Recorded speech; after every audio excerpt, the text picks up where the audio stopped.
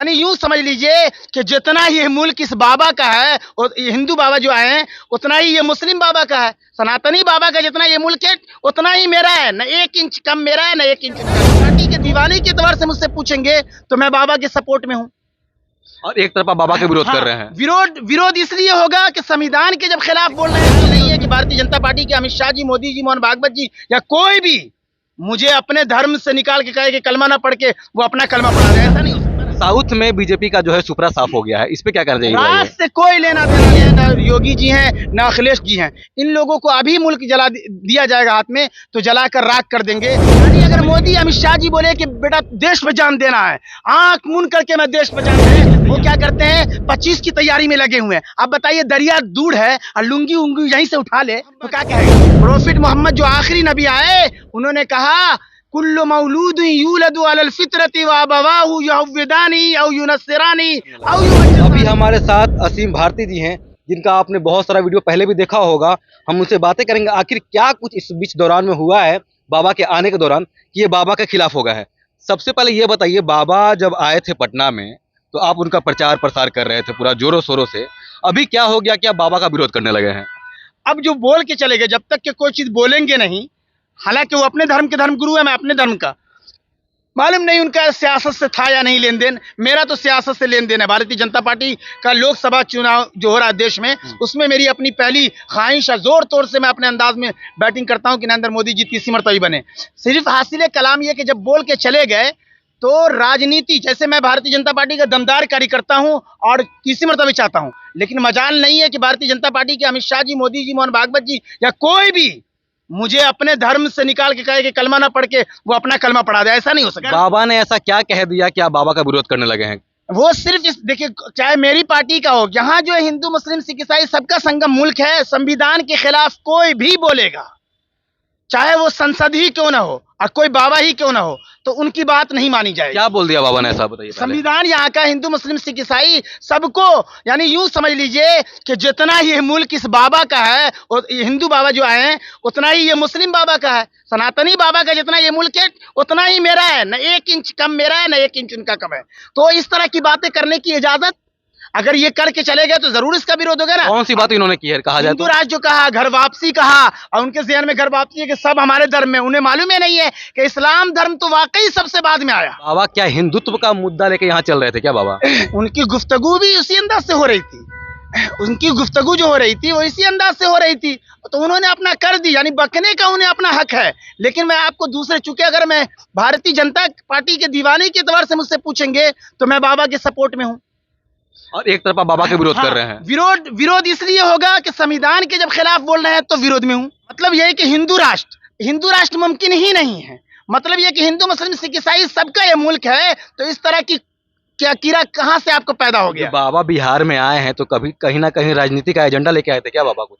राजनीति एजेंडा तो वो बता नहीं रहे हैं। उन्होंने कहा कि सियासत से मेरा कोई लेना देना नहीं है, लेकिन चूंकि उसमें हमारे भारतीय जनता पार्टी की बड़ी टीम थे और अभी 24 का चुनाव पास है, तो इस लिहाज से इस वक्त देश में प्रधानमंत्री मोदी जी, नरेंद्र मोदी जी, भारतीय जनता पार्टी की कोशिश ये है कि भारत के हिंदू मुस्लिम सिख ईसाई सब के दिल पर हम कब्जा जमा लें, सबका वोट हासिल हो। बाबा जो हिंदुत्व का जो मुद्दा लेके यहाँ चल रहे थे, वहां से हिंदू मुस्लिम सिख ईसाई कहाँ से सब एक साथ हो रहा है? ये देखिए, इससे कोई फर्क नहीं पड़ रहा है, ये अपना उनको बोलने का अधिकार है। लेकिन आप जो कह रहे हैं एक भीड़ जो चली आई ना बहुत तगड़े अंदाज में, तो इन्होंने मुझे क्या बल्कि अपने धर्म, क्योंकि धार्मिक बाबा थे, कोई सियासी बाबा नहीं, सियासी पंडित, भारतीय जनता पार्टी का सबसे बड़ा सियासी पंडित का नाम है नरेंद्र मोदी जी, और हम उन्हीं को सबसे बड़ा सियासी पंडित मानते हैं। तो मैं अपने धर्म का, अपने धर्म गुरु हूं, वो अपने धर्म का ये है। तो सियासी एतबार से अगर कोई ये किया है और उसमें चल के अपना धार्मिक ये किया है, तो चूंकि मैं धर्म में हूं, तो ऐसा नहीं है कि भारतीय जनता पार्टी में आऊं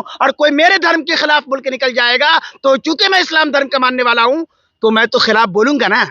मिसाल के तौर पर वो फेंक के गए कि हम सबको जो है घर वापसी कर देंगे फलाना, उन्हें ये कह दीजिए कि प्रोफिट मोहम्मद जो आखिरी नबी आए, उन्होंने कहा कुल्लु मौलूदिन यूलदु अलल फित्रति व अबवाहु युहव्विदानी औ युनस्सिरानी औ युमज्जिसानी, कि हर बच्चा इस्लामी फितरत पर पैदा होता है, उसके माँ बाप उसको यहूदी जैसे रहते वैसे बना देते हैं। आपको मैं दूसरे माध्यम से बता दूं कि इस देश में अम्बेडकर बाबा से बड़ा बाबा कोई है ही नहीं है।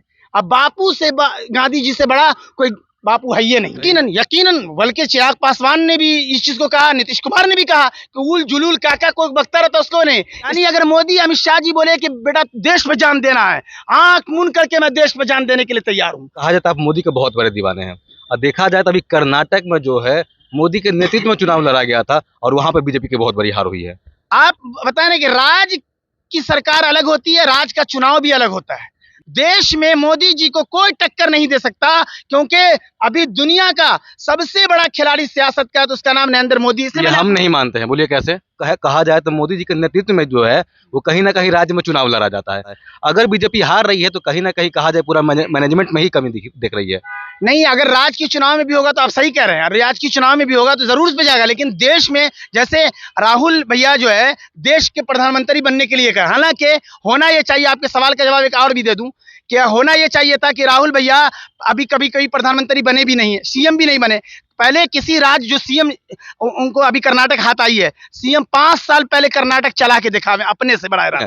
प्रधानमंत्री का चेहरा कहीं ना कहीं राहुल गांधी को ही देखा जाता है। जैसे आप सवाल कर रहे हैं वैसे ही है, प्रधानमंत्री जी भारतीय जनता पार्टी के हैं तो हो गए, उसी तरह से राहुल गांधी भी प्रधानमंत्री के विकल्प में आ रहे हैं, तो उनको खुद नहीं लड़ना चाहिए था, वो राजीव को छोड़ना चाहिए था।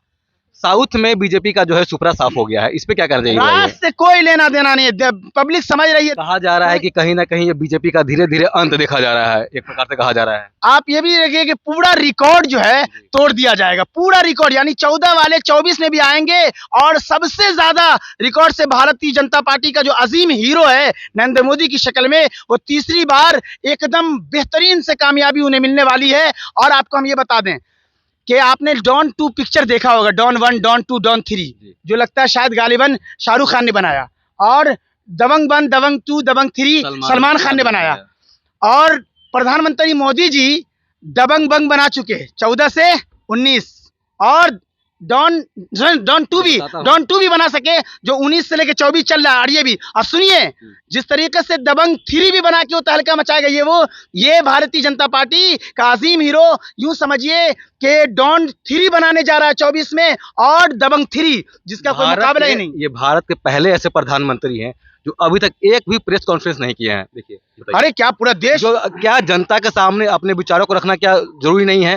क्या मीडिया के सामने उनका आना जरूरी नहीं है? वो कभी कभी पर्सनली लोगों को जाकर वाइट देते हैं, कभी देखा है तो रिपब्लिक भारत में जाते हैं, कहीं जी न्यूज पे जाते हैं, आखिर प्रेस कॉन्फ्रेंस वो क्यों नहीं करते हैं? यकीनन वो ऐसे प्रेस कॉन्फ्रेंस कर रहे हैं कि पहले के जो प्रधानमंत्री थे गालिबन, वो I am and this my sister will each other क्या बोलते थे समझ ही में नहीं आता था। लेकिन आप जाके देख लीजिए देश दुनिया में मन की बात जब वो करते हैं, मन की बात जब बताते हैं उसके माध्यम से, है ना, मन की बातें के माध्यम से जो बताते हैं तो पूरे भारत के हर नागरिक को समझ में भी आता है। लोग तो कहते हैं कि वो अपने मन की बात रखते हैं, लोग की मन की बात सुनते ही नहीं है। वो कहीं वो अपना रिफाइन करने वाला कोई भी इधर उधर करे, कोई उस मकाम तक पहुंच नहीं सकता। वो भी जब आप कह रहे हो तो देश की सबसे बड़ी विपक्ष पार्टी कौन सी है? कांग्रेस है। कांग्रेस कितने साल सत्ता की केंद्र में? लगभग 50 साल से अवर मानिए पर्सनली।